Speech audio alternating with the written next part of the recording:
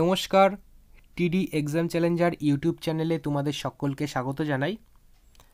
আজকের ভিডিওতে আমরা বৌদ্ধ আর জৈন ধর্ম সম্বন্ধে পরবর্তী 30টি প্রশ্ন আলোচনা করব।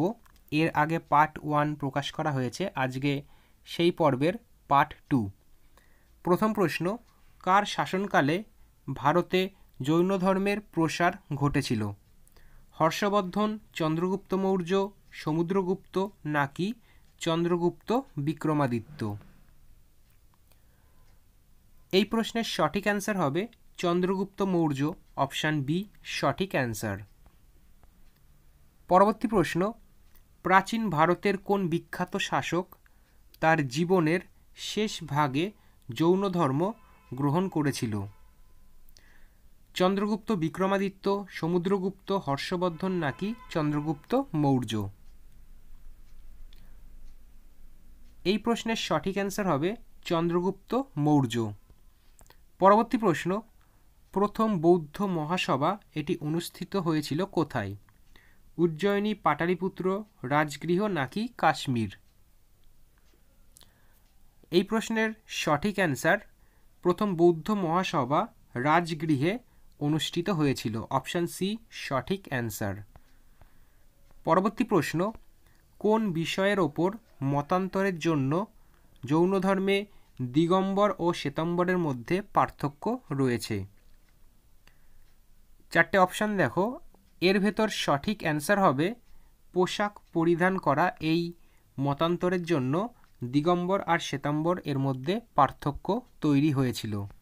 পরবর্তী প্রশ্ন, জৈনদের মতে কে জৈন ধর্মের প্রতিষ্ঠাতা করেছেন? ঋষভনাথ, মহাবীর, তীর্থঙ্কর নাকি পার্শ্বনাথ? এই প্রশ্নের সঠিক অ্যান্সার হবে ঋষভনাথ। পরবর্তী প্রশ্ন, নিচের কোনটি জৈন মন্দির শহর হিসাবে পরিচিত? নিচের কোনটি জৈন মন্দির শহর হিসাবে পরিচিত? সঠিক অ্যান্সার হবে গিরনার, অপশান এ এক্ষেত্রে সঠিক উত্তর। পরবর্তী প্রশ্ন, জৈন ধর্মের 24তম তীর্থঙ্কর কে ছিলেন? এই প্রশ্নের সঠিক অ্যান্সার হবে মহাবীর, জৈন ধর্মের 24তম তীর্থঙ্কর। পরবর্তী প্রশ্ন, গৌতম বুদ্ধের জন্ম হয়েছিল কত সালে? গৌতম বুদ্ধের জন্ম হয়েছিল খ্রিস্টপূর্ব 563। পরবর্তী প্রশ্ন, গৌতম বুদ্ধের জন্মের প্রতীক কী ছিল? গৌতম বুদ্ধের জন্মের প্রতীক ছিল পদ্ম এবং ষাঁড়, অপশান ডি এক্ষেত্রে সঠিক উত্তর। 10 নম্বর প্রশ্ন দেখো, যে উপজাতিতে গৌতম বুদ্ধের জন্ম হয়েছিল সেইটি কোনটি? এই প্রশ্নের সঠিক অ্যান্সার হবে গৌতম বুদ্ধ শাক্য এই উপজাতিতে জন্মগ্রহণ করেছেন।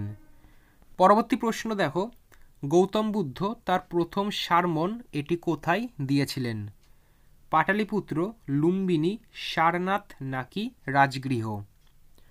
সঠিক অ্যান্সার হবে এটি সারনাথ।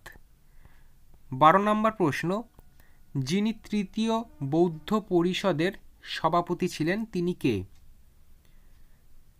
এই প্রশ্নের সঠিক উত্তর হবে option C Moggaliputta Tissa, option C সঠিক অ্যান্সার।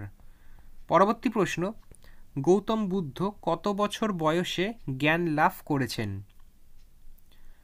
গৌতম বুদ্ধ 35 বছর বয়সে জ্ঞান লাভ করেছিলেন। পরবর্তী প্রশ্ন, গৌতম বুদ্ধের ঘোড়ার নাম কি ছিল? গুরুত্বপূর্ণ প্রশ্ন দেখো, আর এই প্রশ্নের সঠিক অ্যান্সার হবে কণ্টক, অপশান এ। পরবর্তী প্রশ্ন, গৌতম বুদ্ধের সারথি এর নাম কি? গৌতম বুদ্ধের সারথি এর নাম হচ্ছে ছন্ন বা ছন্দক, অপশান ডি সঠিক অ্যান্সার। পরবর্তী প্রশ্ন, গৌতম বুদ্ধের নির্বাণের প্রতীক কী ছিল? গুরুত্বপূর্ণ প্রশ্ন, গৌতম বুদ্ধের নির্বাণের প্রতীক ছিল বোধি গাছ, অপশান সি সঠিক অ্যান্সার। 17 নম্বর প্রশ্ন, দ্বিতীয় বৌদ্ধ পরিষদের সভাপতি কে ছিলেন?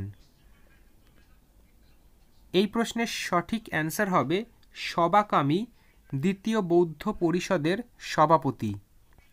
পরবর্তী প্রশ্ন, কে চতুর্থ বৌদ্ধ পরিষদ আহ্বান করেছেন? গুরুত্বপূর্ণ প্রশ্ন। এই প্রশ্নের সঠিক অ্যান্সার হবে কনিষ্ক, অপশান বি। 19 নম্বর প্রশ্ন, চতুর্থ বৌদ্ধ পরিষদের সভাপতি কে ছিলেন? তো আহ্বান করেছেন কনিষ্ক আর সভাপতি ছিলেন বসু মিত্র, অপশান ডি সঠিক অ্যান্সার। পরবর্তী প্রশ্ন, কোন বৌদ্ধ পরিষদে বৌদ্ধরা মহাযান এবং হীনযান এই দুটি ভাগে বিভক্ত হয়েছিল? তো বস্ত্র পরিধান থেকে কিন্তু এই মহাযান হীনযান এই পদে বিভক্ত হয়েছিল, আর এটি হয়েছিল চতুর্থ বৌদ্ধ পরিষদ থেকে, অপশান ডি সঠিক অ্যান্সার। 21 নম্বর প্রশ্ন, চতুর্থ বৌদ্ধ সম্মেলন কোথায় আয়োজিত হয়েছিল? এই চতুর্থ বৌদ্ধ সম্মেলন এটি কাশ্মীরে আয়োজিত হয়েছিল, অপশান বি সঠিক অ্যান্সার। পরবর্তী প্রশ্ন, গৌতম বুদ্ধের পুত্রের নাম কি ছিল? গৌতম বুদ্ধের পুত্রের নাম ছিল রাহুল, এক্ষেত্রে অপশান সি সঠিক অ্যান্সার। পরবর্তী প্রশ্ন, ধর্মচক্র প্রবর্তনের প্রতীক কী ছিল? ধর্মচক্র প্রবর্তনের প্রতীক ছিল চাকা, অপশান এ। 24 নম্বর প্রশ্ন, প্রথম বৌদ্ধ সম্মেলন কবে অনুষ্ঠিত হয়েছিল? প্রথম বৌদ্ধ সম্মেলন এটি কবে অনুষ্ঠিত হয়েছিল? সঠিক অ্যান্সার হবে এইটি 483 খ্রিস্টপূর্বাব্দে অনুষ্ঠিত হয়েছিল, অপশান এ।